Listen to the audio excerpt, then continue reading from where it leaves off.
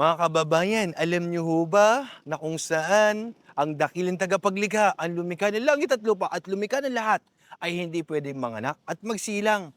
Tama po ang inyong narinig. Ang dakilang tagapaglikha na si Allah ay hindi pwedeng manganak at hindi pwedeng ipanganak.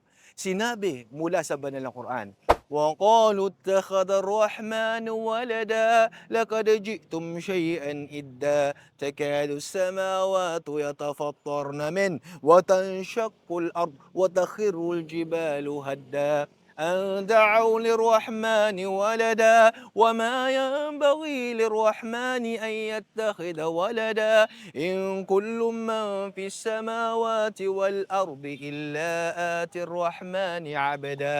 Sinabi ng dakilang tagapaglikha, sinasabi nila, ang Diyos na tagapaglikha, Allah ay nagkaroon ng anak. Subhanallah. Waqal takhadhu rahman walada. Laqad ji'tum shay'an idda, nakagawa kayo nakakilakilabot na bagay na sinasabi natin ang Diyos ay tagapaglikha, lumikha ng langit at lupa ay nagkaroon ng anak. Tunay na ito nakakilabot, mga kapatid, mga magulang, mga kababayan, na halos ikang ay ang kalangitan ay mapunit at magkabitak-bitak ang lupa at gumuho ang ikang ay kabundukan. Bakit? Sa pagsasabi nila ang Diyos na tagapaglikha na si Allah ay nagkaroon ng anak. Hindi marapat sa Kanya na magkaroon ng anak, na kung saan ano meron sa kalangitan at kalupan ay darating sa Kanya bilang alipin lamang ng nag-iisang Diyos ng tagapaglikha. Ang Panginoon na yan, mga kababayan, ay hindi pwedeng manganak at hindi pwedeng isilang.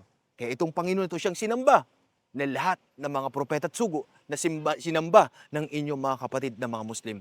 Maraming maraming salamat po.